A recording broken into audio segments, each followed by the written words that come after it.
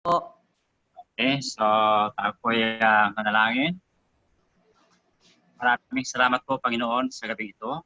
At kami po ay yung sama-samang muli upang makinig sa mga aral kung saan ito po higit na kailanganin. Lalo-lalo pa ng mga OFWs na mga tulad namin upang sa gayon ay madagdagan ang aming mga kaalaman tungkol sa mga usaping pinansyal. Maraming salamat po, Lord, sa patuloy na yung proteksyon na pinagkaloob sa amin, sa aming mga pamilya, sa aming bahagi ng mundo. Naway, pagkalooban po, Lord, ng wisdom ang aming speaker sa gabi nito upang patuloy na ipamahagi ang kalamang taglay para sa mga taong nangailangang tulad namin. Upang sa gayon ay maiwasto namin ang mga pagkakamali at mapahalagahan namin ang bawat kinikita namin sa araw-araw. Lord, bigyan po ng proteksyon ng aming mga pamilya. Pagkalooban po na maayos na pangatawan ng bawat isa sa amin at ilayo mo po kami, lalo pa sa kapahamakan na dulot nitong COVID-19. All this we pray in the name of our Christ. Amen. Amen. Amen. Thank you po, Marketing Director Joy. And then para po ipakilala ang ating speaker for this afternoon, tawagan po natin ang ating CEO, si CEO Joey Villanueva. Thank you po, Tita CEO Tess. At sa inyong lahat, good afternoon po. Ang atin pong speaker sa hapong ito ay sanay na sa investment, lalo na pinag-usapan natin ay stock investment. May mga seminar pa siya kung paano ang ginagawang mga charts analysis. Pero ngayon is simple lamang yung ating pag-uusapan. At ang pag-uusapan natin ay mutual fund nga ba? Maganda ba itong investment? Bakit sinasabing ito ay sekreto ng mga mayayaman? Pwede ba tayong makapagsimula kaagad kahit nandito tayo sa Saudi Arabia? Magkano ang kailangan naming i-prepare para makapagsimula? Kailan ito ma-withdraw? Ang mga katanungan na yan ay sasagutin ng ating speaker na galing pa sa Bicol. Isang mechanical engineer na matagal na din dito sa Saudi Arabia katulad ko na sumobra na sa 30 years na nandito. At isa siyang leader sa community kung saan dati din siyang presidente ng PSME pero ngayon ay presidente na ng mga nag-aalaga ng apo. Pero siyempre mas nauna ang pagiging marketing director niya. Kaya atin pong pasalubungan ng palakpak ang ating speaker sa mutual fund, si Ginoong Marketing Director Cepriaso. Well, good evening po sa inyong lahat at maraming salamat CEO BTM Tito Joey sa introduction at sa lahat po ng mga participants natin. I think meron sa Pilipinas, meron sa Germany, meron sa UAE at saan pa ba yun? Magandang gabi po sa inyong lahat or sa Germany, magandang hapon. At ngayon po ay ang pag-uusapan natin ay ang tungkol sa mutual fund investment. Sabi nga po ni CEO Joey, ito nga ba yung magandang investment? Anyhow, ito na po tayo. Let's proceed. I hope everybody is in. We have 24 on board at the moment. Malakas ba ang dating ko ng speaker ko? Okay ba? Hello? Okay ba yung dating ko? Okay lang, sir. Okay. Sa chat. Okay po. Then, welcome po again. So, our lesson for today is the basic of mutual fund investment. As I always said po, is we are always going back to school. Dahil nga po itong mga bagay na to sa investment ay hindi naman tinuro sa atin sa school natin. So ito po ngayon ang palagi kong sinasabi, ang virtual school natin, ang IMG. Ngunit, sino po si IMG? IMG is International Marketing Group. So, it is a financial services company in the financial industry. It has it assists people who wants to help themselves achieve financial security through financial education by teaching them how to build a solid financial foundation. Let us take note po nito, yung build a solid financial foundation. Napaka-importante po nito. We have established partnership with the biggest companies in the financial industry. At the end of the presentation po, makikita natin kung sino-sino sila at kung anong benefits makukuha ninyo sa kanila. And we have a corporate office in Makati at the 9th floor of Kings Court Building at Chinalosis Avenue or yung dating Pasong Tamo Extension. Doon po sa gustong pasyalan yung opisina para makita nila personally, you are all welcome po sa mga baguhan. Now, our vision is to create the new industry where everyone is able to earn what the wealthy people are earning, bringing the secrets of the wealthy to all. Everyone has the right to become wealthy if they have the right information. Kaya nga po, itinuturo natin dito sa virtual school natin palagi yung financial literacy na ito para malaman ninyo yung tamang informasyon. Our mission is to create wealth for families and we promote global financial literacy also. A few years back, binigyan tayo ng IMG to educate 1 million families by 2020. Pero before the middle of 2019, na-attain na po natin yon. Ganun po kabilis. So, we are given a bigger task to educate 10 million families by 2025. As of this morning po, na-check ko sa aking portal, we have now 1.7 plus million and it's still going. Dumarami pa po yan every day. So, it is our aim to educate families so that no family is left behind. Okay po, maliwanag po. Now, there is ito po ang isang reality. Why do people fail? When it comes to securing and saving their future, many good people fail. Hardworking people, smart people, young people, old people,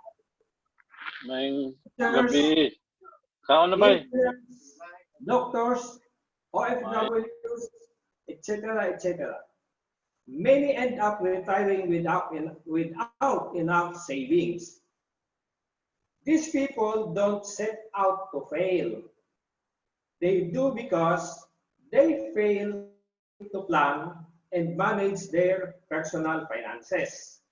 So, one factor is they lack financial education. Yan po ang katotohanan. So, yan nga po ang pinag-aaralan ulit natin ngayon. Okay po. So, here are the basic stages of money management. First, we make the money. Of course, after making the money, we save the money. It's not only a matter of saving it, but we have to grow the money, yung palalakihin po natin, or papagtrabahuhin ng isang term. At pinaka-importante, we have to protect the money. We, ako, or ikaw, or bawat isa sa atin na breadwinner, tayo ang gagawa nito. Okay po? So, how can we do that? Be your own money manager. Sabi ng iba, hindi naman po ako accountant, hindi ko naman naintindihan yan. So, ito na po, pag-aaralan natin. Simple lang po yan. First, we have to understand how money works. Because yung palang pera ay nagtatrabaho din. Kailangan alamin lang natin. And make money work for you. Pag trabahuhin natin yung pera natin, hayaan mong magtrabaho din sila at nang mikatulong ka sa pagpaunlad at pag-save. Okay po? Now, first we have, okay, so let us come now. So, what is investment? Ang isang definition po ng investment is an asset that is purchased with the expectation that it will generate income or appreciate in the future. Sa tingin ko na explanatory ito. Halimbawa, bumili ka ng bahay at sa isang mga gandang lugar at nag-appreciate yung value. Yun po ang ibig sabihin yan. Isa lang sa mga example. But meron din sinabi si Mr. Robert Kiyosaki na ang definition niya ng asset is something that you bought that puts money in your pocket. Yun po tatandaan natin. Pinili mo siya at nagbigay siya ng pera. When you bought something that takes money out of your pocket, liability po ang tawag doon. So, hindi na po natin iisa-isahin kung mga ano-ano yon. But then, ganun lang po ang simple explanation. Okay. The purpose po of investment. Isa sa waiting room. Bago po tayo mag-invest, dapat we have to establish your financial goals. Ito po ang ilang katanungan na dapat sagutin ninyo or intindihin. What are your financial goals and when will you need the money? Kailan po niyo kailangan yung pera ninyo? How much can you afford to invest? Or how much would you plan to invest? What is more important to you? Ang pangatlo po, mga pinaka-importante, the stability of the investment. Ano bang gusto mo? With the lesser risk and lower returns or higher returns on investment but with potentially higher risk also. Kasi proportional po yun, yung risk sa return. Okay, maliwanag po. Now, may isa po tayo dito which is na yung topic nga natin sa gabing ito ay yung mutual funds po. Isa po ito sa mga investment na pwede ninyong pasukan. The secret of the wealthy is now available to you through mutual funds. A mutual fund allows the average person to have equal investment opportunity with the wealthy. A mutual fund allows many investors to pool their money. Mamaya po, paliliwanag natin how it works. Dami pong pumapasok sa waiting room natin. They invest, professional money managers invest in a diversified portfolio of securities. Yung pinagsama-sama nating pera, yung mga professional money managers or fund managers ang mag-a-handle na. They invest the pooled assets in many different companies in variety of industries. So, as an investor, you own shares in proportion to your investment. You receive the appropriate share of any earnings on the investment of the funds. Okay po? Liwanag po tayo dyan. So, as we said, mutual funds is ownership on the number of shares, and you should invest it in a long-term basis. So that's ownership of numbers of shares that you will acquire through these various companies. dito po ipapasok ng fund manager yung ating mga pera na pinag-ipon-ipon. Okay po? So, how mutual fund works? Ito na po yan. A mutual fund is money pooled from a certain number of investors. Each fund has a specific mandate or purpose, and the professional fund manager who invests the money based on the specific strategy and goal of the fund. Ito po ang simpleng diagram niyan. We as investors, yung ako, ikaw, kayo, naglagay tayo ng tigwa 1,000 pesos dyan, or 5,000, or 10, or 500 to top up. Yung pera natin dito as investors, they are pulled together. Pagsasama-samahin yan ng fund company at ima-manage ng fund manager. So what the fund manager do, by the way, they are expert po in the financial industry kung saan nila ipapasok yung pera natin. So, yun ang trabaho nila. So, pabayaan na lang natin sa kanila yung in-invest nating pera. So, the fund manager will invest this pooled, pinagsama-samang money doon sa mga securities. Ito nga po, kanina, various stocks of various companies. Or yung iba po naman sa cash or mga fixed-term securities. Bahala na po sila niyan. Of course, they will manage it well so that it generates return or kumita. Okay, then yung returns, yung kita galing dito ay ibabalik ngayon sa investor. Okay po? At yung investor naman, bahala na sila kung paikutin uli nila yung pera nila or they can withdraw from here as they like. Depende nga po yan sa kanilang plano ng kanilang money. Okay? So, however, these mutual funds, meron din po silang advantage at disadvantages.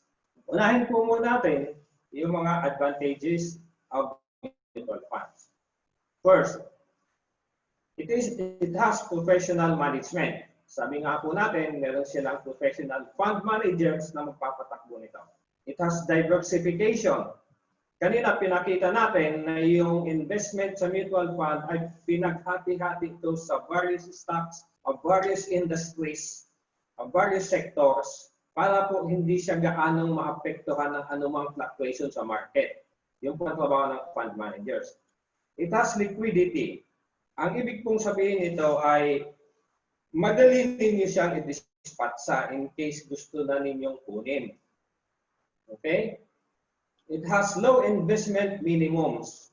Ito pong low investment minimums, ngayon lang po ito nauso lately. Dito po sa amin sa IMG, meron po tayo ditong mutual funds that you can start as low as 1,000 pesos lang po. Maka-open na kayo ng account and you can top it up. Minimum of 500 pesos. Anytime po yun. Pwedeng monthly, weekly, 3 months, bahala po kayo. Depende sa kakayanin nyo. Of course, pwede po ninyong lakihan yung top up. Nasa inyo po yun. Depende nga doon sa plano ninyo. It has ease and convenience. Dahil po sa ngayon, lahat po ng transaction sa mutual funds natin, lalo na dito sa IMG, ay online na po lahat yan. So, you don't need to leave the comfort of your homes para kayo magpasok ng investment, mag-withdraw ng investment. Doon lang po kayo sa bahay ninyo. Computer lang po ang kailangan ninyo. Okay? We will go into the details on that later. Okay po. Now, nasabi na po natin yung mga advantages. Ito naman po yung mga disadvantages. Lahat naman po ng investment, kahit ano, ay may advantage at may disadvantages. Hindi naman po natin pwedeng itago itong mga disadvantages. Una, the returns are not guaranteed. Take note po, hindi po guaranteed yung returns. There are risks involved. Siyempre, lahat po ng negosyo may risk. Lahat po ng investment may risk. So, that's the reality po. Fees can reduce your return unless you have zero load benefits. Ito pong pangalawa, ang ibig sabihin nito, pag nag-invest po kayo sa mutual funds, kahit po sa mutual funds, meron po silang entry fee na tinatawag. Meron din po silang exit fee or withdrawal fee. Ngayon po, kung ang pinasukan ninyong mutual fund ay ganon, pagpasok ninyo ng pera, babawasan nyo ng entry fee. Now, dito po sa amin sa IMG, yung mga yung ini-endorse po namin or pinopromote namin na mutual fund companies ay wala pong fee sa pagpasok. Mamaya po, malalaman po natin yan. So, ibig sabihin, kung magkano yung ipinasok mong pera, yun mismo ang mai-invest. Okay po? Because the entry fee, it ranges from 3 to 3.5% depende po sa funds. O sayang din yun, ay kung halimbawa nag-invest ka ng 10,000 pesos, 350 pesos din yun, sa current value ngayon ng Sundibo Fund, yung 350 pesos, mga 600 shares yun, or 650 shares. Sayang din po. And lastly po, na disadvantage nito is that you can lose money. Kaya po, i-highlight po natin to dahil baka sisihin nyo naman kami. Later on, sabi ninyo, maganda yung mutual funds. Yung pala, pwede palang mawala yung pera ko. Yun po ang reality dahil lahat po ng business or investment ay talagang ganon. May kita, may lugi. Sabi nga ng mga inchik, pag ikaw takot lugi, ikaw hindi kita. Okay po? Kaya ito po pag-aaralan natin, ang mga susunod, paano natin mamimitigate na mawala yung pera natin. Okay po, just hang on. Okay.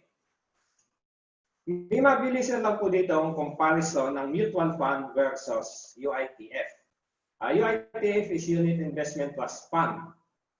Ito pong dalawang ito, halos magkaparehas lang po sila dahil yung pondo natin na pinagsama-sama, ini-invest din nila sa mga stocks, sa equities, or sa mga fixed securities, government securities, or private bonds, or anything po. So parehas lang po ang pinapasokan ng pera natin ng dalawang ito. Ang pagkakaiba lang po ay ito. These are quick ones. Sino ang nag-o-offer sa inyo ng mutual fund? Ang mutual fund is investment company. Yung UITF, yung mga bangko. So sino ang nagbebenta? Yung mutual fund, yung SEC licensed advisors lang po. Pwede. Tulad ng IMG. Then yung UITF ay yung mga bank employees. Kaya nga kung minsan, pag napasyal kayo sa bangko ninyo sa Pilipinas, alam na medyo malaki ang deposito ninyo, aalokin kayo mag-invest ng UITF. Ganun po ang nangyari din sa akin when bibisita ako sa BPI sa amin. So, what you buy? With mutual funds, you buy the shares of mutual fund. Okay po, maliwanag? In UITF, yung units of participation ang tawag doon. Yun po ang binibili mo. So, ganun din po naman yan. Yung pricing naman is based on net asset value. Pareho po yung dalawa. Kaya lang yung mutual fund, based on the share, yung UITF is based on the unit.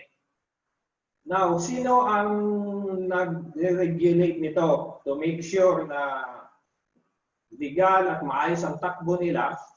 Yung mutual fund company po, ang nag-regulate niyan ay yung Securities and Exchange Commission, whereas the UITF is the Bangko Sentral ng Pilipinas.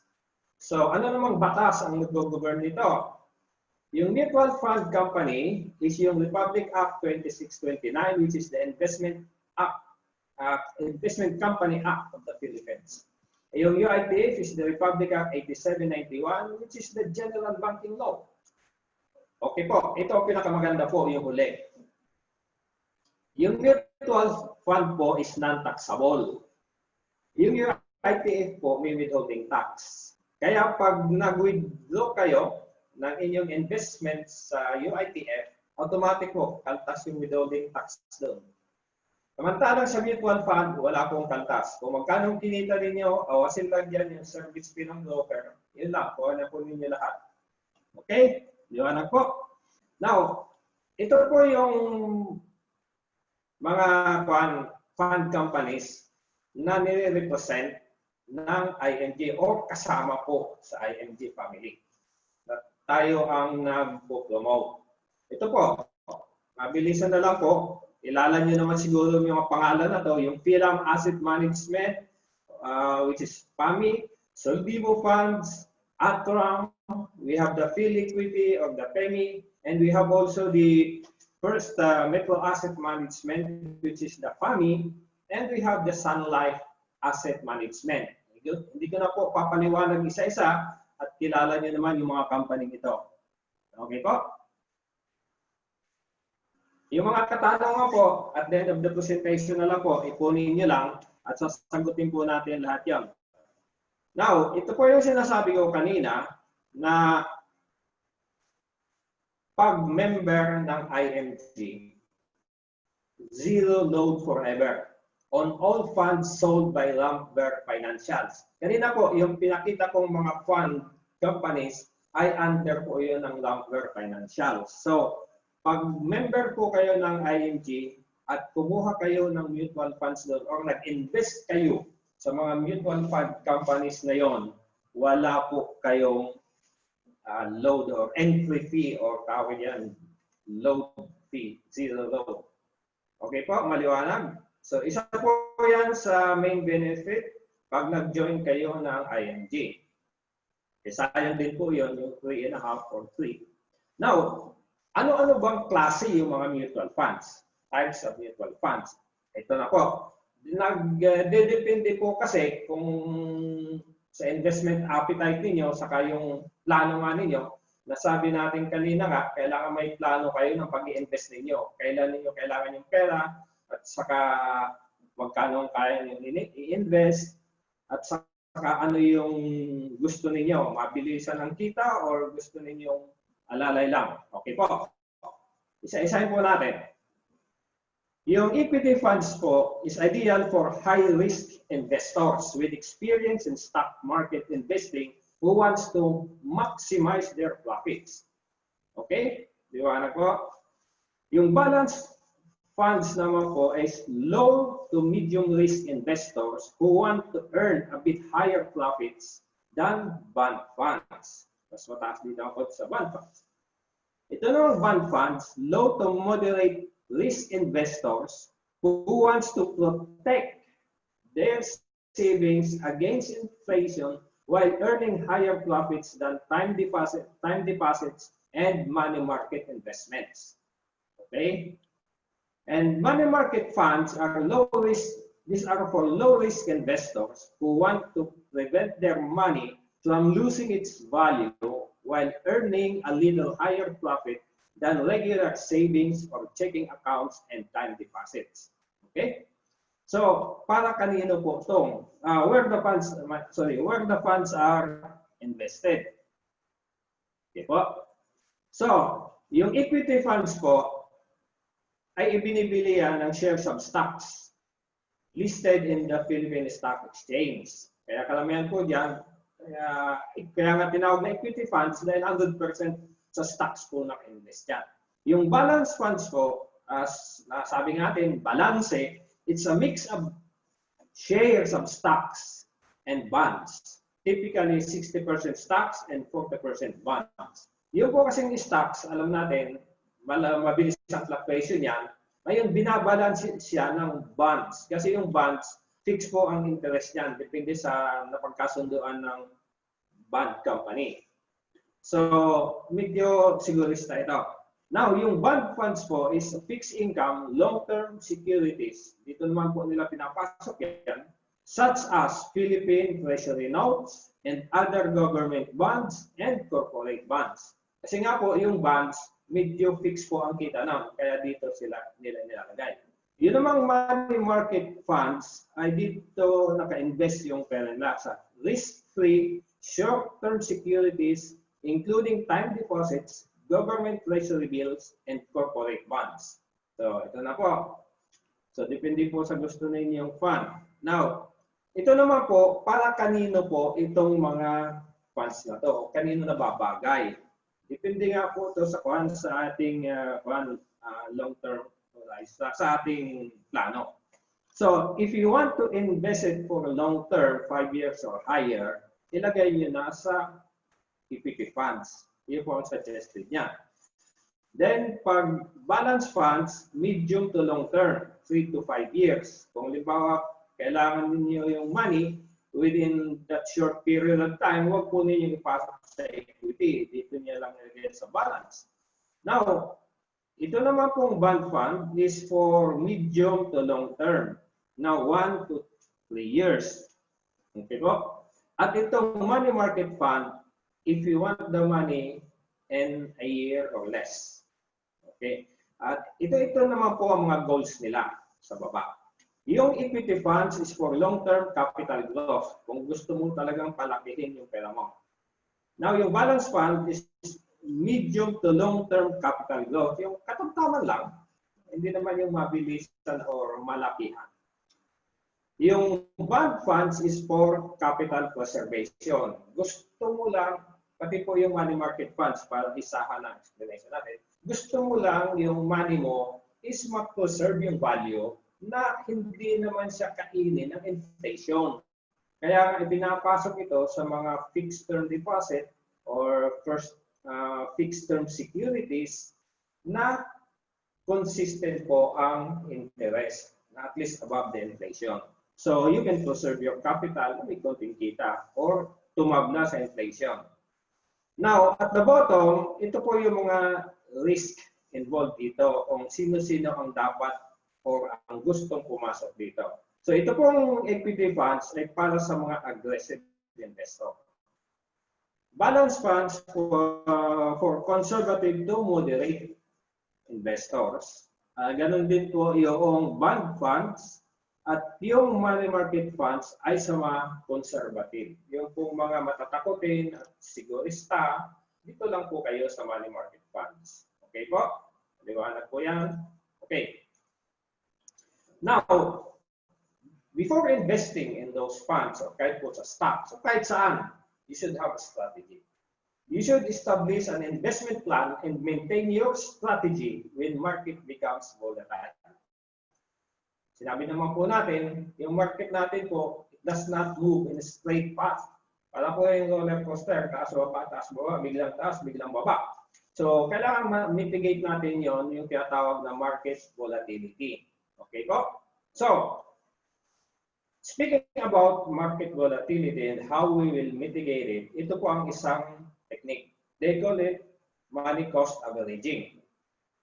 It was popularized by Mr. Warren Buffett, and he is the man who conquered the Wall Street. Okay. Ano po yung money cost averaging? It is a strategy to systematically purchase shares at a constant amount invested in a specific time interval to offset investment risk. Ito na nga po yung taas-baba ng market. So, ito po yung isang example niya. Halimbawa, you have 100 pesos per month na i-invest mo, ibibili mo ng shares, stocks, or mutual funds. Ito po yun. So, every month, mag-spend ka ng 100. Kung yung current price po is ng share is 100, so ang mabibili mo isa lang. Gagawin ko na po doon sa sunod na slide para mabilis po ang explanation natin kung paano po tayo kikita dito kahit bumaba yung price or tumaas. Okay po? I-proceed po natin doon sa tatlong scenario. Alright? Ito po. Ito po yung scenario number 1. Ito ang sinabi natin, meron tayong 100 pesos per month na i-invest. So, itong unang scenario, pataas yung price. Of course, we expect nakikita tayo. Natural. Pataas yung presyo. Okay? So, on the first month, yung 100 pesos mo, makakabili ka ng 10, then 10 pesos yung price per share. On the second month, then tumaas yung price niya sa 12, yung 100 mo, 8.33 na lang ang mabibili. So, ganun din po sa third month, then pataas ang pataas, pakunti lang pakunti ang nabibili niyong share. Up to the 6th month, na 20 na yung price, so ang mabibili ng 100 is 5 na lang. Okay po? Let us do the math. Sumadahin po natin lahat ito. Ito po yung total na shares na nabili natin, which is equivalent to 42.28 shares. We multiply it by the last share price of 20, so mag-isang 845.60. Let us awasin natin yung na-contribute ninyo na 100 per month, which is 600. So we have a gain or kita na 245.60. Take note po kumita tayo then pataas. So it is around 6.8% per month. Tandaan po ninyo yung mga figures sa baba kung kano kinita. Now, scenario number 2. Bumagsak yung price, pero bumalik sa dati niyang price. Again, may 100 ka, sa una nakabili ka ng 10, nung bumagsak yung price dito sa 7, nakabili ka ng 14.25 shares, at nung sumadsad sa 5, nakabili ka ng 20 shares, at bumalik sa 6, bumalik sa 7, at bumalik sa 10 yung price. So, nakabili ka ulit ng 10. Okay? Dito ba, sa tingin mo, kumita tayo? Bumagsak yung price Okay po, let's do the math again. Yung total number of shares na nabili mo is 85.25. So, times 10 yung last price dito, so you got 852.5. Less the 600 investment or contribution, so you have a net gain of 252.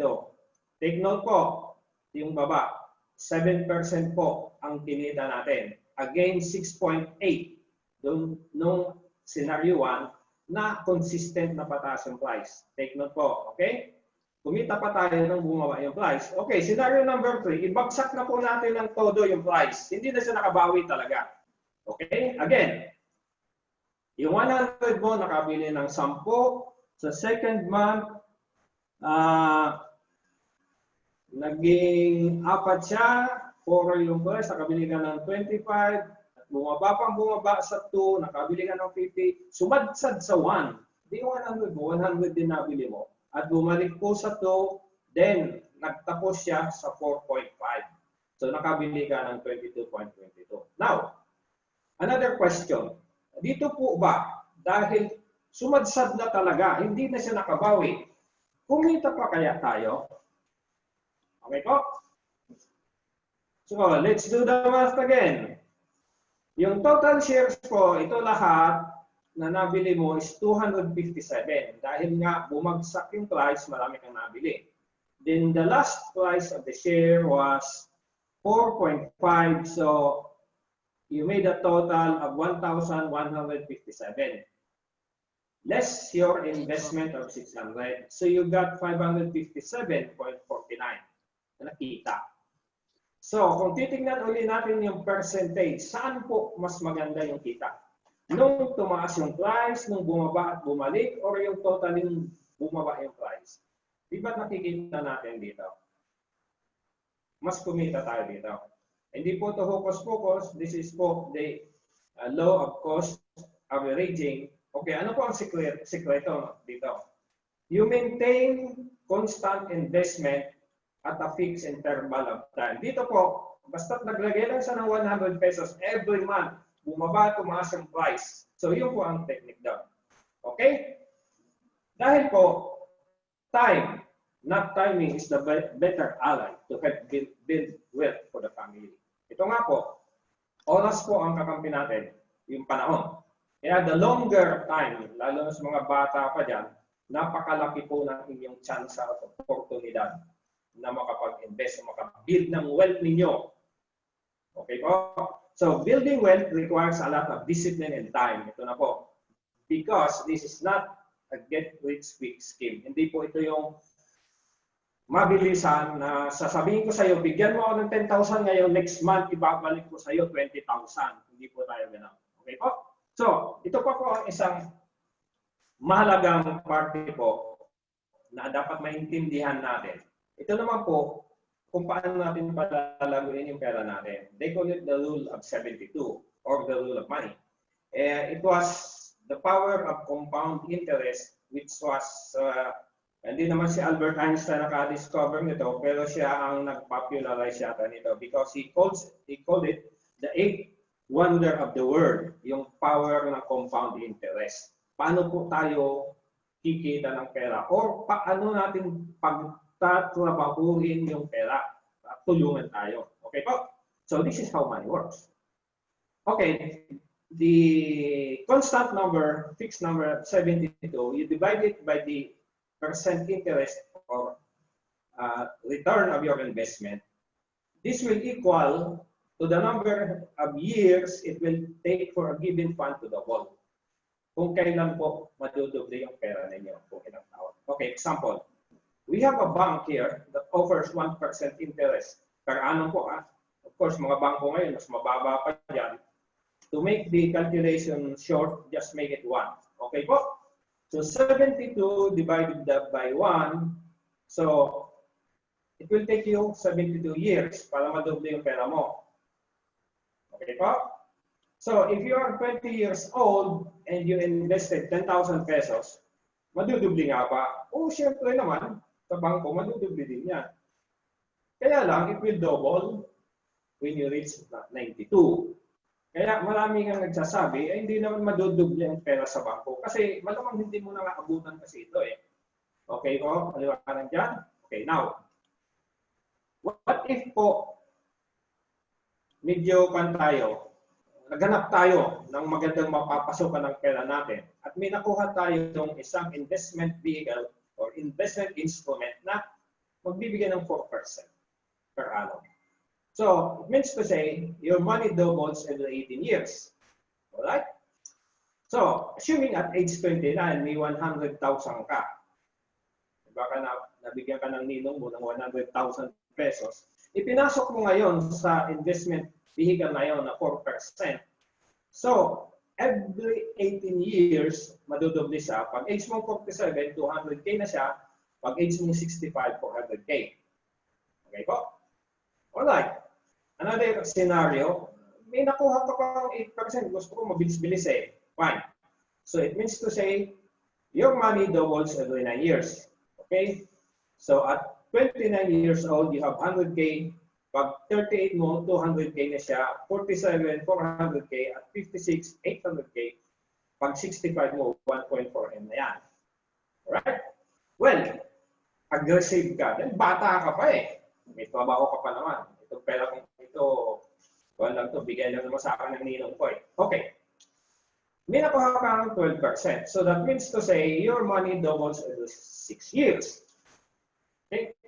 Again, age 29, may 100K ka.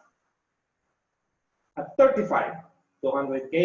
At 41, 400K. 47, 800K na yan. At age 53, 1.6M. At age 59, 3.2M. Age 65, 6.4M.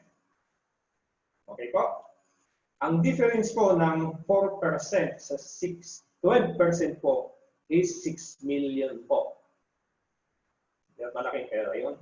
That is equivalent to 25,000 pesos per month salary for 20 years. So, in these scenarios po, yung pera ang nagtrabaho sa'yo, hindi ikaw. So ikaw, tuloy-tuloy pa din yung trabaho mo at yung kinita mo sa trabaho mo, pwedeng ginastos mo lang lahat. Mas maganda po kung dinagdag din dito. Okay? So that is how money works po. Sana maliwanag po sa lahat. Mga baguhan dyan, mamaya na po yung tanong sa katapusan. Okay, here's a quick dive when to invest. Ito po, galing po ito sa aking karanasan. Just to give a quick explanation po. Nakuha ko po ito sa isang article sa newspaper a few years back. It was provided by a Canadian economist. Okay po, bilis lang po natin. During the recovery period, we just have to watch out for any signs of recovery and recession. Sa ngayon po, andito tayo sa recession. Alam naman natin lahat yan. Okay. During the recovery po, galing sa baba, mababa ang interest natin dyan. So, nag-recover pa lang ang economy up to the peak. So, it is suggested or recommended at this time, you invest in cash. Anything cash na madali ninyong madispatsa. Kasama na po dyan ang money market funds, treasury bills, mga government securities, yung madali or time deposits nang madali lang po ninyong i-liquidate. Okay? Then, at the peak of the cycle, i-maintain nyo lang po yung inyong cash. Ganon din. Yung money market funds ninyo, treasury bills, cash, and securities. Kasi this is the time po na mataas po ang interest rates. So sayang. Okay? Now, if you see the sign of recession na medyo pababa na ang cycle natin, huwag kayong mag-invest ng cash. Dahil pababa na rito, maniguro kayo, put your money in bonds. Government bonds, corporate bonds, or bond funds. Ito po, isang type po ng mutual funds natin. Take note po, money market funds, bond funds. Now, pabagsak po ang recession natin, lalo tulad ngayon. Ang recession po natin ngayon is pandemic-driven. Ibig sabihin, naapektuhan tayo ng worldwide pandemic na to.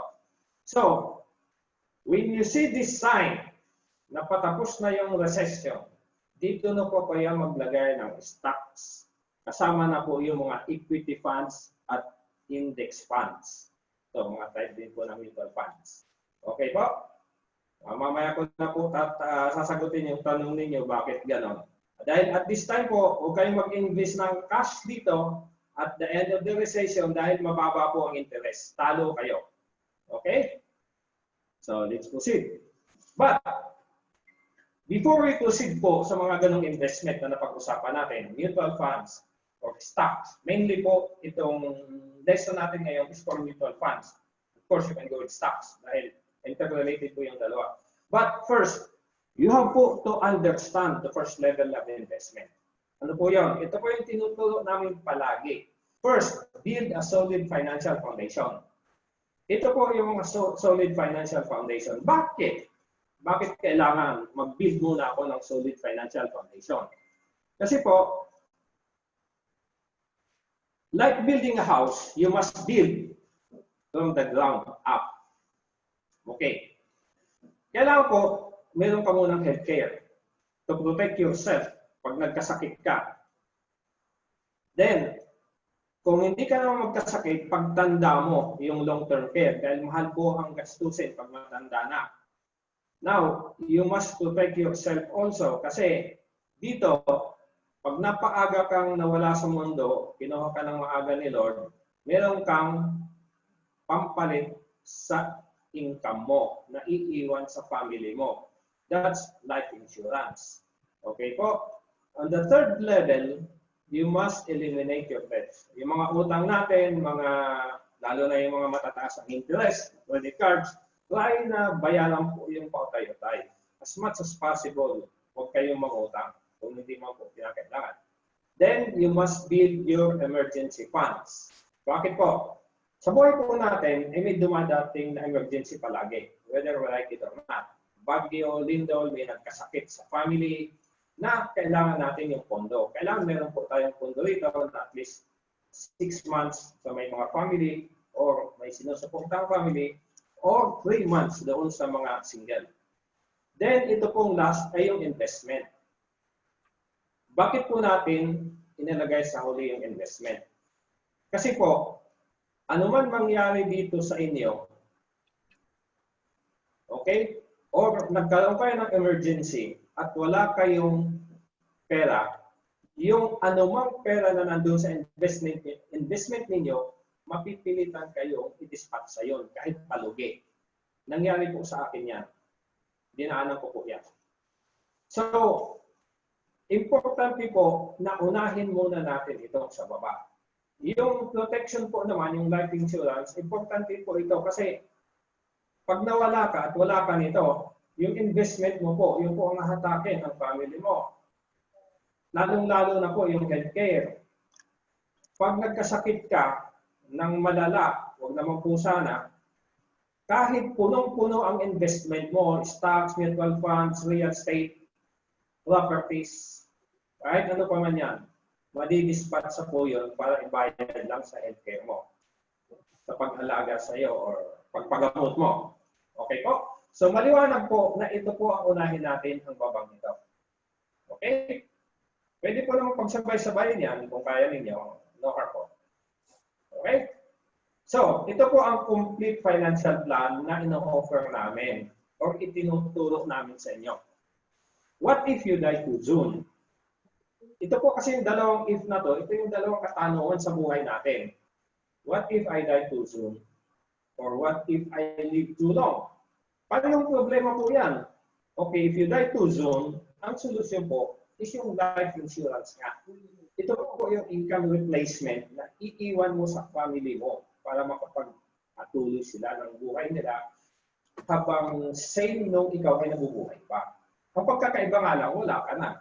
Pero huwag naman po sana. Sana po dito tayo sa pangalawa, na mabait sa atin si Lord, what if I live too long? Magastos din po yun. Kaya kailangan meron kang investment na kumikita na yon so that the investment, yung tatawag natin, money is working for us. At may pang long-term care ka. Dahil nga, magastos nga po ang mag-alaga ng matanda o magastos tayo dahil sakitin na nga po yan.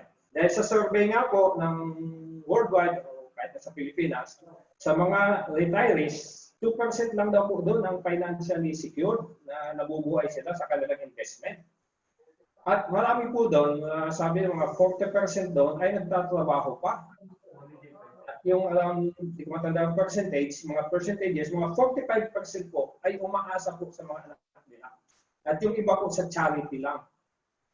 So, yun po ang katotohanan. So, paghandaan po natin ito, na kung pahabain ang buhay natin, at least mapunta tayo dun sa 2%. At meron tayong long-term care. Okay po? Now, so ito na po ang summary ng complete financial plan. You must have your healthcare first, life insurance, emergency fund, and saka yung investment. Okay? Now, meron po kaming isang product na ini-endorse sa IMG. Ito po ang Kaiser. Ito na po ang first level of investment ninyo ng mutual funds. Kasi 3-in-1 po ito. Covered na kayo lahat. Covered na kayo ng insurance. Meron ng life and accident insurance to protect your family if you die too soon. Meron na din po itong health care, ng long-term care to protect yourself if you live too long. At meron din po itong mutual funds investment, sa mutual funds to let your money work for you. So ito po ang pinakaunang investment na offer namin or mai-recommend namin sa inyo. At for more details po, kung sino nag-invite sa inyo dito sa webinar na to, kontakin nyo lang po siya at bibigyan po kayo ng detalye nito. Okay po? Alright. So, again, ito na po tayo. We encourage you to join us at IMG. Kasi po, marami po tayong membership benefits dito. At yung unang investment ninyo sa mutual fund is through IMG membership. Bakit po? The moment you join IMG, yung 1,000 pesos po ng ibinayad ninyong membership fee, automatic po yon ipapasok na sa Soldibo Fund. Mutual fund po yon. So, meron na kaagad kayong 1,000 pesos na initial investment sa mutual funds. Ganon din po yung Kaiser, mutual fund na rin yung investment niyo. Now, dito po sa Soldibo Fund, pwede nyo na po yung dagdagan later on as much as you can, as often as you want, basta wag lang pong bababa sa 500 bawat pasok niya. Okay po? Papaliwanag po yan ng kung sino nag-invite sa inyo sa mga baguhan dito sa meeting natin. Okay? So now, ito po yung sinasabi ko kanina sa unahan ng slide that we at IMG is a one-stop shop ng mga financial and real estate services. Hindi ko po iisa-isahin na itong mga kumpanyang ito sa healthcare, sa life insurance. Lahat po ito may makukuha tayong, ito yung Kaiser na sinabi ko na kanina na 3-in-1. Then meron po tayo dito makaka-avail ka rito sa Dilos Reyes Optical ng libreng salamin. Frame, sa inyo yung lens. Then pwede rin po kayong kumuha ng life insurance na kayo na mismo. Dahil nga po, sinasabi po namin dito, sa one-stop shop, DIY ang lahat ng investment dito. Kayo na po ang gagawa ng suitable investments sa sarili ninyo. Will it be insurance? Will it be real estate? Nandito na po lang. Yan. Ito pong investment natin, ito na to sa mutual funds, saka sa stocks, yung MyTrade. Ito po yung mga sinabi ng mutual funds ng kanina. Under Lumber Financials, ito na po yung zero load po pag nag-invest tayo. Ang MyTrade naman, kung malakas talaga ang loob ninyo, kabisado ninyo yung stock investment, mag-MyTrade kayo. Under dito rin po yan sa akin. Now, mag-i-invest ka na sa real estate properties, house and lot, condos. Dito po, meron po tayo ditong discount. In fact, hindi talaga yun discount per se. Dito po sa real estate investment, pati po dito sa general insurance, pagsasamahin ko na yan. Dito po, ang ibibigay sa inyo rito, once you are a member, yung agent fee, yung pinaka-commission ng ahente, yun po ibabalik sa inyo. So, it turns out that you have discount. Ganun po dito sa mga general insurance na to. Kasi kung nakabili ka na ng condo, ipapa-insure mo na yung fire insurance na dito mo na rin kukunin, magkakaroon ka ng kwenta ng bali discount, yung pagbalik ng commission sa'yo. At kung meron ka din sasakyan, tutulungan ka din ng kukuha mo rin ng insurance, just the same. Okay? Meron po tayo dito mga allied financial services pa rin, yung asset preservation service. Kung gusto po ninyong mag-form ng corporation para maproteksyonan yung inyong mga assets, pag kayo nawala sa mundo, matutulungan po kayo nito. At marami pa po tayo dito sa Globe, sa Union Bank, sa Informatics, Haven of Infinity, at marami pa po. Kung sino pong nag-invite sa inyo, doon sa mga baguhan dito sa webinar, yun po ang magpapaliwanag sa inyo ng detail nito. Of course, you can contact us anytime. We will assist you po. Ang detalye po ng mga benefits na to. Okay po? So now, let us now conclude. Now, it is time to control your future. Okay po? Because the future is not in the hands of our government, of your government. It's not in the hands of your banker. It's not in the hands of anyone else. Because the future is in your hands. Nasa kamay po ninyo, nasa kamay ko, nasa kanya-kanya nating kamay. So if you want to be wealthy, don't let other people do it for you. Do it yourself. With ING, you can do it yourself. Kasi andito na, one-stop shop po tayo. Andito na lahat ng kailangan ninyo sa investment, pati sa financial education po. Be your own money manager. Ito na po yung sinabi natin kanina. Understand how money works and make money work for you. Pagtrabahuhin mo yung pera mo. Okay? Hindi naman, naintindihan nyo na paano magtrabaho yung pera. Well, as we said, financial independence is not a dream. It is a decision. So, what are the action steps? First, we can offer you financial check-up with book study. Kung yung katawan po natin, pagkaroon tayo ng physical check-up, meron din po tayo sa financial dapat. Become a lifetime member of ING. Sa Pilipinas po, 5,500 pesos. Dito po sa Saudi Arabia or Middle East is $175, which is roughly 9,080 pesos yata at the current exchange rate. Out of that membership fee, yung 1,000 po is initial investment nyo na sa mutual funds. Third, as we said again, build a solid financial foundation. Ito po ang pinaka-importante. Huwag po ninyong kakalimutan to, itong sabi natin triangle na to or pyramid na to, pero hindi po kami pyramiding. You can ask that question later. Ito po ang napaka-importante po. Dahil me as an engineer, I always keep on saying that the pyramid is the most stable structure on earth. Napakatibay po ng base niya. Hindi yan magtitil, hindi yan matutumba. So, ganun din po dapat yung ating solid financial foundation. Patibayin po natin itong base na to para hindi po sa anumang punos ang dumaan sa atin, anumang emergency, ay hindi po ito matitingnan. Okay po? Maliwanag po? Right? Okay. The time to act is now. Join IMG through the B1 team. Kami po ang B1 team. Kasi sa amin po, blessing and opportunity never end. Okay po?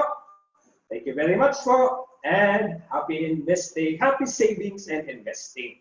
Okay po? Thank you very much. Wow, thank you, thank you, thank you. Thank Very you. nice. Thank you, Madam. Thank you, Mr. Speaker. Thank you. So, Okay po. Marami bang questions? Kasi question po, and answers na daw. Ano ngayon, gustong-gusto na ng ating speaker ng mga questions ninyo para makapag-start na ganito po, allow me po to give around the 7 to 10 minutes na ituloy ko itong kunti kong presentation kanina para mapuntahan natin at maibigay ko rin yung mai-share ko din yung core financial insights due to the current pandemic natin, saan po dapat mag-invest? Just allow me, kung wala pang gaano mga questions dyan sa chat, please allow me to extend it by another 5 or 10 minutes. I just want to reply also to the question of Dr. Joy last night. Remember, the CEO Joey, nasabi ko, sasagutin ko yan during my presentation. Right? Oh, go ahead. Yung tanong ni Dr. Joy. Dr. Joy, are you in? Dr. Joy? Yes. Go ahead, I'm enough. Yung tanong niya kagabi, what if yung cost averaging is hindi mo nasunod yung every month ka naglagay ng fixed amount of money? Natigil ka. So, paano mo ma-recover ngayon yun? As I said, based on my experience, because naranasan kong 7 months kaming walang sahod, natigil talaga yung monthly kong pag-i-invest. So, naka-recover lang ako after na nagkasahod uli ako. Okay? So, paano natin mai-illustrate yung cost averaging doon or money averaging? Okay po? Allow me to share these slides again. Okay po. Ito, mabilisan lang po to. Ito, Dr. Joy, please take note. At sa lahat po, ito po yung cost averaging natin. Cost averaging, ito po yung sample. Ito po actual po na ginawa ko at ito po ang ginawa kong technique. Okay po. Assume na natin na stocks ito. Ano? Of course, it can apply to mutual funds. Okay. Assuming po nung as of June, bumili ako ng stock. June 2019 po, take note. Nakabili ako ng stocks, 30 shares. Price per share is 1,000. So yung portfolio value ko is 30,000. Okay po? 30 times 1,000, 30,000. Ito ang total kong invest at the time. Okay. Now, March, based po ito sa actual kong investment. Ni-round off ko lang yung mga figures. Pumili lang ako ng stocks na grabe yung ibinagsak sa akin. Okay. March 2020, middle of March, sumagsad ng todo yung PSE, yung Philippine Stock natin, exchange. So, yung number of shares ko, dahil hindi nga ako nakabili, ito yung total number of shares ko sa portfolio ko, bumagsak siya ng 400. So, yung portfolio value ko is only 12,000. I lost 18,000, which is around 60%. Right? 60% po ang nawala sa investment ko. Okay. Noong March, on the same day, assuming it's a real-time yung trading, bumili ako ng another 30. Dahil mura siya, 400, so yung 30 ko is 12,000 lang. Right? So yung total ko nang na-invest is 12 plus 30 is 42. Now, calculating again the value of my portfolio, I have now a total of 60 shares at the current price of 400. So that's 24. So magkano ang loss ko? 42 minus 24, 18,000. Right? the same loss ang amount, but yung percentage po bumaba. From 60, naging 43 na lang yung loss ko. Percent. By the way, this is paper loss. Hindi ko pa naman yan niliquidate, hindi ko pa binenta. So, andun lang yun. Pero nakapula yan sa portfolio ko. Kaya masakit tingnan eh. Masakit sa matang tingnan yung napula. Okay. Fast forward po. We are expecting, halimbawa, na by October 2020 this year, mag-recover yung economy. At bumalik siya sa 1,000 yung price. Ang total share mo na dito is of course 60. You have 30 plus 30. Right? So by October 2020, assuming bumalik sa 1,000 yung price, so you have now 60,000 in your portfolio. Right? Awasin mo yung investment mo na 42, so you have a gain of 18,000, which is 43% nakita. Okay. One scenario, hindi ka bumili ng March na mababa yung price. Hinintay mo lang bumalik sa 1,000. Hindi tabla ka lang. Pag bumalik to sa 1,000, then 30 ka pa lang dito, tabla ka lang. Nakuha nyo yung logic? So, dahil bumili ka nung mababa siya, nung bumalik siya sa 1,000, kumita ka ng 43%. Correct? So, yan po, diyan ko po in-apply yung cost averaging na hindi ako paglagay yung constant na every month or every year or every 3 months. Kayo po ang bahala magplano niyan. Every month ako nung naglalagay, hindi ko po yun na maintain dahil nung natigil po yung sahod ko. Alright? Okay, now, sabi ko nga kanina, mabilisin lang, isi-share ko po yung latest call insights kasi ito yung mga latest insights nila ngayon. Okay? This suggested strategy on call is stay invested. Second, manage your risk. How? Don't chase prices. Huwag po yan na nakita ninyo, ay bumaba ng bumaba, habol ka ng habol. Huwag naman po, kaya nga po meron nga tayong strategy na gagamitin. Depende po dun sa performance ng stocks ninyo o ng mutual funds ninyo, titingnan po ninyo. At kanina, tinignan natin yung cycle of investment. Nasa ano ba tayo sa part ng recession? Nasa middle o sa baba o nasa taas pa tayo ng recession? Take note, we are on a recession mode po ngayon. Okay? Then buy slowly. Dahan-dahan lang. Think long-term always. Then diversify. Huwag lang po sa iisa. Then limit the size. Huwag pong gaanong malakihan kung bumili. Now, another one is stick to the resilient sectors. Ano-ano po yan? This coming po, ito pong COVID ngayon, bilis-bilis na natin. Here are the sector sensitivities due to COVID-19 sa Pilipinas po. Galing po lahat to sa call insights. Here are the resilient sectors where you can invest at this time of COVID. Yung retailers ng essential goods, food manufacturers, telcos, utilities and power. Kasi po lahat ng ito, may COVID o wala, ay kailangan ng tao. Okay po? Bahala na po kayong pumili kung anong mga kumpanya ang nandiyan sa sector nga. What are the vulnerable sectors? Ito po mga retailers na non-essentials. Hindi po gaano kailangan ng mga tao eh. So, mga restaurants, alam po naman natin, mga ilan lang lang nagbubukas.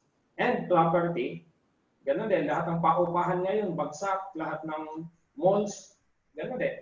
Wala po. At banks. Kasi nga, bagsak ang ekonomiya natin, medyo vulnerable din yung mga bangko. Pero hindi po lahat ng banks, kayo pa rin ang pumili. Dahil from my experience, I have 2 stocks from 2 banks na maganda po ang performance. Hindi ko na po muna sasabihin. Now, ito po ngayon yung case ng PSA natin ngayon. Kahapon po, na-break yung nung March 19, sumadsad po tayo ng todo ng 4,600. At nakabawi-bawi tayo nitong early May, 5,581, first week of May. Nang kahapon po, it was 6,225 something. We broke the resistance po sa taas. This morning, I checked po at the close of the stock market. Tumaas pa po lalo. It's a good sign po na nagre-recover na economy. But we are not sure kung ito na ba talaga yung recovery phase natin para todo na tayo mag-invest sa stocks natin o sa index funds or sa equity funds. Okay? Now, we compare that with the US S&P 500 kasi ito po ang nag-determine din sa US ng stocks nila. Halos the same movement din po, the same pattern po ng movement ng PSE at as of June 3 po kahapon, naka-recover na rin po sila. Let us hope po na magtuloy-tuloy na ito. Because this recession is driven by the pandemic, every time may balita na may gamot na na-discover or vaccine na na-develop na tinatrial na, nagre-react kaagad yung economy natin o ng buong mundo.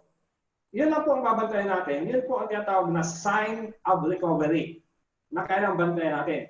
The moment may lumabas po na balita na successful lahat ng test at i-implement na sa masa, bumili na kayo ng equity funds at mabilis ang paglipad niyan. Yan na po, nakita natin doon sa ating investment cycle. Yun lang po, isi-share ko pa rin. At ito po yung 20-year PEC index natin. Kahit po anong taas, baba, anong taas, kung anumang kalamidad ang dumaan dito, anumang crisis, financial nation, financial crisis, etc., etc., andito po yan. Tingnan po ninyo ang general trend pataas. Ito po noong March 19, sumadsad dito, ayan po, nakaka-recover tayo ng konti. Sana po magtuloy-tuloy na yan at sana po ipagpatuloy na natin ito. So, yun lang po ang masishare ko sa current insights kung saan kayo pwedeng mag-invest ngayon, either stocks or mutual funds. Okay po? Thank you very much. Yun lang po lahat. Any question na po? Ready na po tayo. O tita, Yung mga invite ko, si Rafi, ito. Kasama ko lang dito, kapit-bahay ko sa saklat. Mr. Rafi, any question? Kapit-bahay lang kita, katukin na lang kaya kita. Rafi? Question ko lang po, ipa-provide niyo po yung yung copy ng presentation. I-upload yan sa YouTube, then we will give you the link. Sige po. Pumunta ka na lang dito sa akin, pag-usapan natin. Lumipat ka na lang. Sige. Okay. Yung kasamahan mo, sino yon? Si nandiyan pa? Si Windows. Nandiyan pa ba siya? May tanong ka? Nandiyan pa. Nandito pa. Sige, tanong. Anong tanong niyo? Wala na. Please unmute yourself. Hello? Yes, Windows, come in. Wala na po akong tanong ngayon. Siguro kung meron lapitan ko na lang si Rafi or kunin ko yung number para... Ako tatanong sa'yo. Kailan ka magsisimula? The time to act is now. Kayong dalawa ni Rafi. Oo, maganda nga po yun. Kailangan maupisan kagad. So, siguro mga ilang session pa sa inyo at i-write down lang namin yung mga question namin. Pag-usapan lang namin mag-asawa at kausapin ulit namin kayo. Ngayon mo na itanong. Maraming sasagot. Andyan sa CEO Joey Villanueva, andyan yung ibang mga SMB. Marami kang makukuha ng kasagutan at mabilis mo pang malalaman. Okay, so yung $175 ba yun? Yung nabanggit? $175, yes. $175. So monthly contribution ba yun? Contribution yung tawag? One time yun. One-time payment. So monthly nun, Ha? so yung monthly mo, depende na lang kung gusto mo pang i-top up yung... Teka. Ang tinatanong mo yung sa mutual funds. Okay. Out of $175, yung 1,000 pesos doon, automatic papasok na sa Soldigo fund mo. Yung initial investment in mutual funds. Okay. Then, yung pag-top up, yung pagdagdag, basta minimum is 500 pesos, anytime po yun. Pwedeng every week, every month, pwedeng next month nakakuha ka ng bonus na 1,000 reals. If nilagay mo lahat doon, mga 12,000, 30,000 pesos yun, pwede po yun. Wala na po doon interval. Kung monthly, weekly, or 3 months, 6 months, depende po sa kakayahan ninyo. Okay. Konting clarification lang po. Bali yung $175 na yon, lifetime na yon na membership. Yes. Ngayon, yung lifetime membership na yon, out of 175, 1,000 pesos doon ay automatically na-invested na siya. Correct. Okay. Yung Ngayon, 1,000 mo, hindi mo pa. coming time na mag-i-invest ka ulit, kung magkano na lang ilalagay mong investment, yun na yun. So, ang Bahala tanong... ka na. Depende na sa'yo yun. Basta minimum 500. Huwag kang bababa sa 500. O sige po. Bali yung kung nag-invest po ako ng 500 pesos, yun po talagang exactly na amount na mai-invest o... Yes, zero load ito. Pag nagpasok ka ng 500, makikita mo sa account mo 500 yan. Walang kaltas. 500 talaga. 500 talaga yun. Ayos. Okay? Okay, yun lang po yung question ko. Thank you. Oh. Kailan ka ngayon magsimula? Nakatukin na kita sa pinto mo. Gusto pa namin Padala mo na yung link. Padala mo na yung link dito. Tapos papadala ko after this. Papadala ko na kay Rafi. Okay. Sino pa po ang may katanungan? Thank you, Rafi, and thank you, Windol, for joining us. Thank you. Ask the question anytime. nandoon si Macbean. Si Macbean ng Jubail gusto daw magtanong. Unmute mo, Macbean.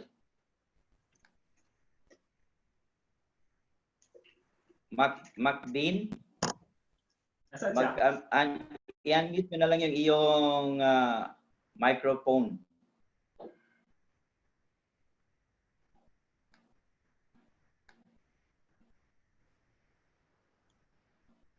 Nasaan? Wala yata. Tita Vicky, ikaw nang magkuhan. Ikaw na yung mag-facilitate, tita. Ay, sige po. Hi! Hello po, magandang gabi, kabayan. Ay, hello po, magandang gabi po sa inyong lahat. Ayan. So, first of all, no, let us congratulate MD Nap. Ang galing-galing ni Sir MD Nap. Talagang expert sa mutual fund. Wow! Galing! I'm just sharing my experience. Yun po ang maganda talaga. Pag based on experience. Ano po? So, let's have thumbs up po sa ating sa ating speaker today, and thank him for his sa sharing ngayong gabi. So, meron po tayong mga questions dito sa chat box. Dito po ako magsisimula kay Sir Herman. MD Nap, gusto ko nang mag-umpisa. Kaya lang, gaano ba ka-safe ang pera ko sa mutual fund? Okay po. Maganda pong tanong yan ni Herman. Palagi po siya ang nagsushoot ng magandang tanong, napansin ko. Well, siguro naman napanood mo kanina yung mga advantage and disadvantages. Okay po? At sana naman nakapagplano ka ng iyong investment plan. Kasi nga nandun nga kung saan mo gagamitin yung pera, kailan mo sa kailangan, at ano yung risk appetite mo. Okay? Dito po sa mundo, walang siguradong investment. Wala pong investment company, wala pong bangko na magsasabi sa'yo na sigurado yon. Ang nagsasabi lang po niyan ay yung mga scammers. Okay po? So ngayon, doon nga po sa dahil nga po yung ang tanong mo kung gaano ka-safe yung pera mo sa mutual funds. Take note po, hindi po ito bank deposit. Sinasabi po natin kanina sa disadvantage, you can lose your money. Maliwanag po yon, kaya naka-highlight pa yon. Kaya nga meron tayong mga strategy na gagamitin tulad ng cost averaging. I personally po, ang portfolio ko sa call or sa video na mula or negative 35 po lahat. Pulang-pula po lahat. Pero hindi po ako nagpapanik dahil I'm a long-term investor. Noong sumipa po yung, kanina pinakita ko sa inyo yung slide natin na break na ng PSE, yung resistance level natin at 6,200, tumaas po halos ng mga yung tumaas ng kunti yung portfolio ko. So, imbes na nasa 35 yung losses ko, pumalo na ng mga 30 na lang or 32. So, pag long term po yung inyong investment at hindi ka agad ninyo wiwidrawin, dahil bata pa naman kayo, yung 10 taong kaya pa ninyong hintayin yan, tsak po tataas yun. Dahil nakita nyo naman yung chart ng PSE natin ng 20 years, nakita nyo naman po yung pagtaas. Kahit bumaba, tumaas, at the end of the day, pataas ang general trend. Okay po, yun lang po ang masasabi ko diyan sa tanong nyo. And if CEO Joey has an additional reply or answer, CEO Joey can join on the answering. Agree din naman ako doon, Tito eh. So, okay na yon. Okay. Okay, Mr. Herman, I hope kontento yung kasagutan sa'yo. Alam ko magpa-follow up pa ito. Okay. Yes. In addition din po doon sa question ni Sir Herman, gaano ba ka-safe ang pera ko sa mutual fund? So, yun nga, tama rin po yung sagot na hindi siya talaga 100% guarantee na talagang hindi ka magkaroon ng loss dito kasi nga it is based from the stock market, di ba po? Yun nga lang, ang dito sa mutual fund compared to stock market investing and trading, sa mutual fund kasi diversified, di ba po? So you are not only investing in one company alone, but you are investing with 10 or 15 companies na magaganda yung performance. Lalo na kung sa Soldivo, sa Atram, sa Philequity. So doon po, nakakalat yung pera. Unlike sa direct trading or direct investing in stock market, kung sa kay Jollibee ka lang nag-invest, kay Jollibee lang. Pag bumaba si Jollibee, di wala na rin lahat yung iyong mayroong loss doon. Unlike if you are investing in mutual fund, kung 10 at yung isa ay medyo nag-fail ng konti, meron pang 9 or 8, 'di ba po? So yun yung pong doon, yun yung parang pinakang maganda rin sa mutual fund. Hindi ka nakasentro sa isang sa isang company. Okay po? So sana po ay nabigyan natin ng magandang sagot si Sir Herman. So meron din pong rito from Mark Douglas Aguila. Sir, I have a question. What is the difference between strategic growth fund to bond fund? Ayan. So okay po. Isang magandang katanungan din yan. Yung kung strategic growth fund ay bali nakaklasify yan under equity funds. Kasi nga, you want strategic growth in the long term. So, papasok po yan sa classification ng equity funds. Yes. Yung pong bond fund, ay doon pa nga ito sa mga sigurista na gusto niyang ma-maintain lang yung kanyang, ma-preserve lang yung kanyang capital. Kaya tatawag yung capital preservation. And yet, you invested it in an instrument or in the bond fund na kahit pa paano, yung kita niya is equal to or a little bit higher the inflation rate. Para hindi po siya kainin ng inflation. So, yun po ang medyo na pagkakaiba niyan. At depende nga po yun sa investment horizon ninyo at kung kailan nyo kailangan yung pera, kayo na po ang bahalang pumili doon sa mga mutual funds na yon. So, yun lang po ang sasagot ko. And anything from CEO Joey, pakidagdag na lang po. Or from anyone, for that matter. Ayan. So maganda nga po yung tanong, a strategic growth fund is for a long-term investment. Kung medyo bata ka pa, gusto mo ng malaking growth, go for strategic growth fund. Kung ikaw naman ay takot sa nababawasan yung pera mo, then dito ka muna sa bond fund. Ayan. So, yun po yung difference noon, yung dalawa. So, yun po yung dalawang fund na ino-offer sa atin ni IMG. So, siguro ang rationale ni IMG dito kung bakit strategic growth fund or bond fund lang yung binigay sa atin para masigurado siguro ni IMG na ma-secure yung ating investment sa kanila. Di ba po?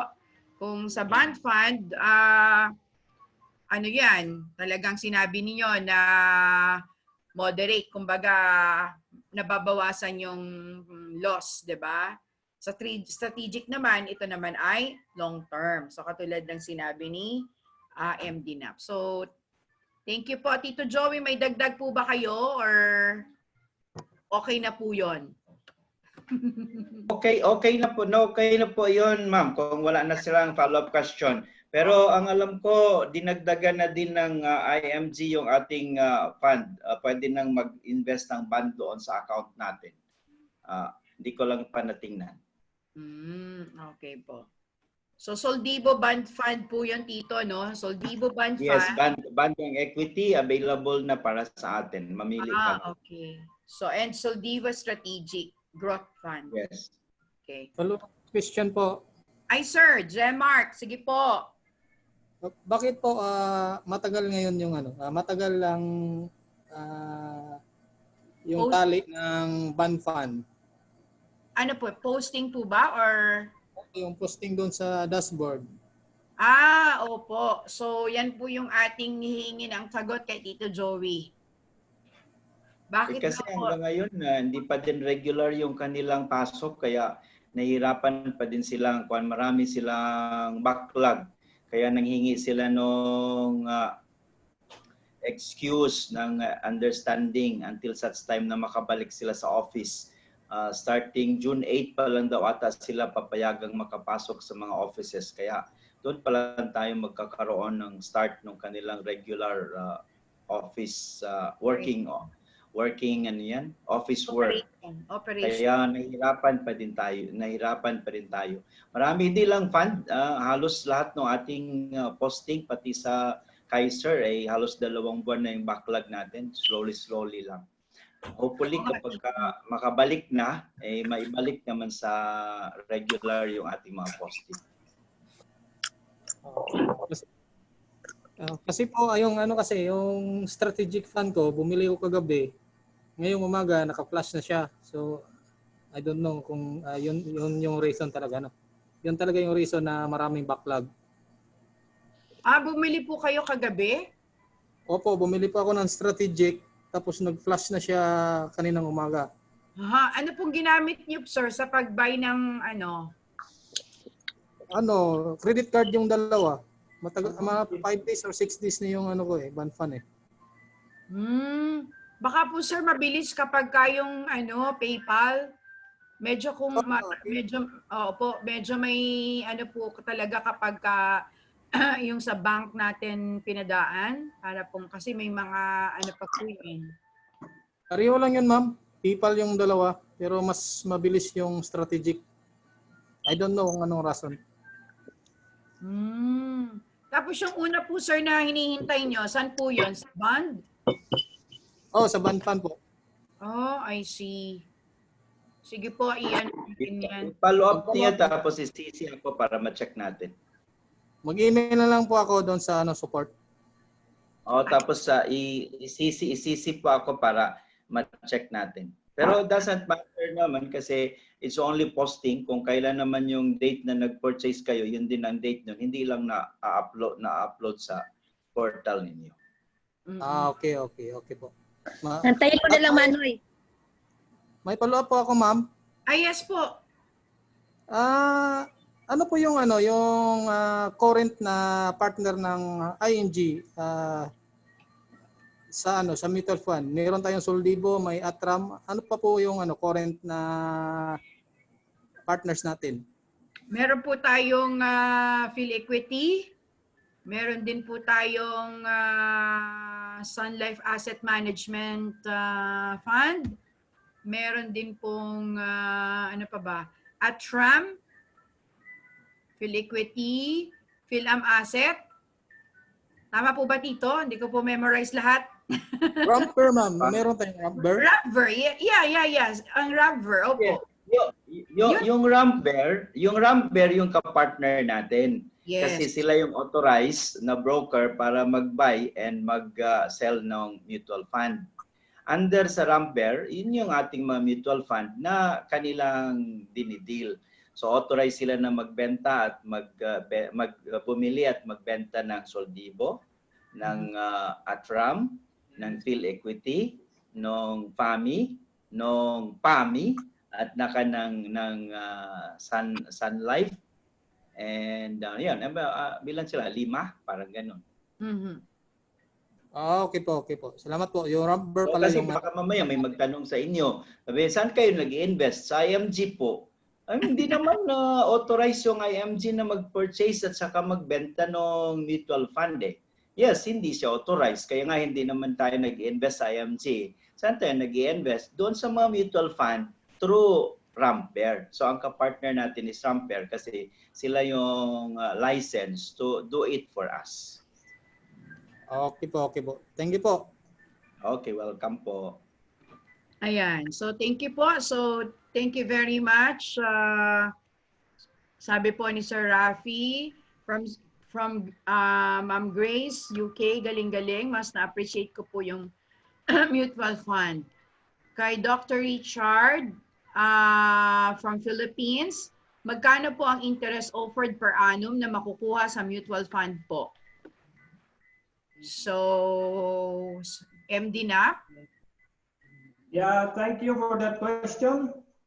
As we said nga po, because of the current market fluctuation, wala po makakapagbigay sa inyo ng fixed interest sa mutual funds. Except doon po sa mga money market funds or bond funds. Kasi doon, ang interest rate po kasi noon ay nakabase normally sa mga treasury bills na may fixed na interest. So, if you are referring to equity funds, wala pong makakapagbigay sa inyo ng fixed na interest niyan. Kaya nga po, depende yan sa market situation natin.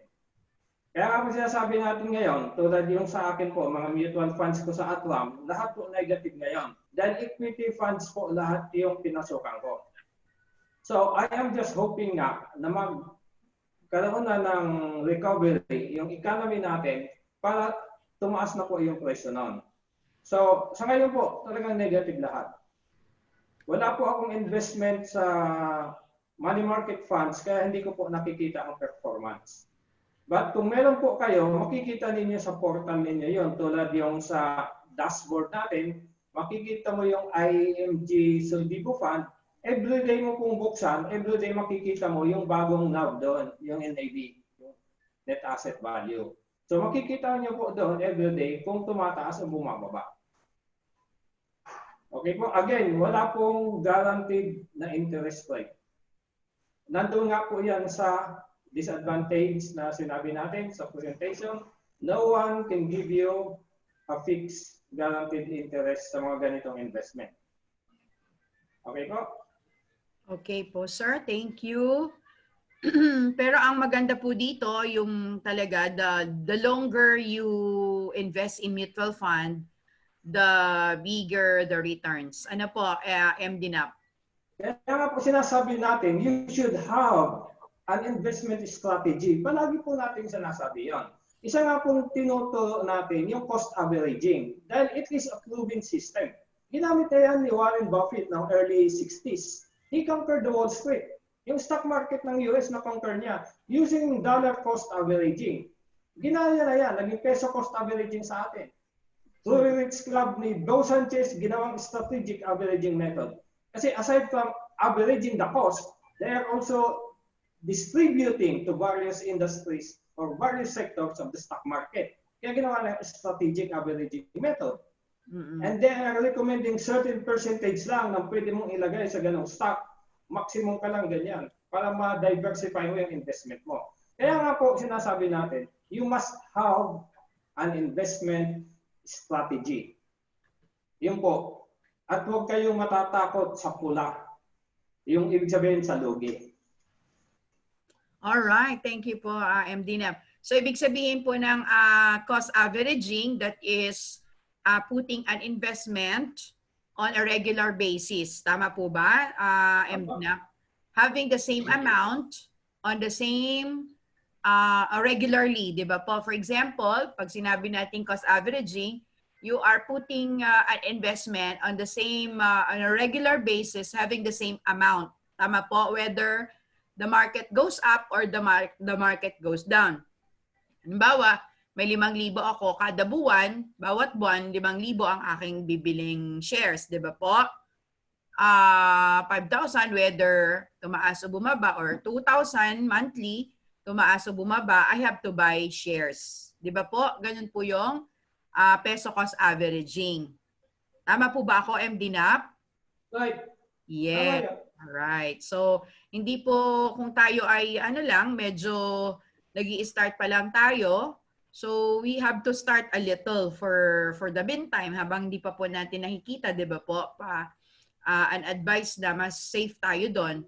1,000 monthly. Tapos, let's see kung nag-grow siya. At we do it regularly. Basta every month. Is it necessary, MD, na dapat siya the same day or the same, halimbawa, every 15th or 30th? Dapat ba bumili ka? Ganun po ba yon? Or just per month lang? Actually, magandang tanong yan, but you cannot do it perfectly. I tried it, as I told you. At nung hindi kami sumasahod ng 7 buwan, hindi ko na ituloy. Kaya nga yung last slide presentation ko, ihinabol ko. Dahil tanong ni Dr. Joy kagabi, what if hindi ako nakapagtuloy-tuloy ng monthly investment? Natigil ako ng 1 taon, 2 taon. Gusto mong makabawi. So, yun nga, ang pinakita ko dun sa isang technique ng cost averaging, maghintay ka ng mababa na mura yung price, saka ka magdagdag ng, in example ko dun, the same value lang, the same number of shares lang. What if I have more money? Ginawa kong doble yun. Di makarecover ka agad ako ng mabilis. Yes, exactly. Diba? Kanina yung pinakita ko example, assuming uli, na I just purchased the same number of shares kaysa yung naiwan kong share na mataas yung price. That I incurred 60% loss. So, tinapatan ko yun, bumili ako ng another 30 shares. What if ginawa kong 60 shares yun kung may pera ko? So, mabilis ka agad na makakabawi yung price mo. Yun lang po ang ibig sabihin ng cost averaging na isang strategy nga na ginagamit sa ganitong type ng mga investment. Pati po sa cryptocurrency ginagawa ko yun, the same technique. For your information lang po. Alright. Thank you po. Thank you po. SMDVQ. Yes, ma'am. Yes, tita. SMDVQ, we have to close by 7:45. So they can now log in para dun sa ating 8 p.m. MO. Because I believe most of the question naman does not pertain specifically sa mutual fund. So I guess kung mga Kaiser and everything, we can answer it under MO. Alright. Kabukas na kasi yung ating MO sa kabila. Naibuksan na ni Ma'am Agnes. So I think they can be able to join there. And while waiting, we can continue po the question and answer. Ay, sige po. Sige po. Last 2 minutes. Mabilisan na lang po, tita. Go ahead po. Ito po. Ang dami pa lang question. Okay. Kung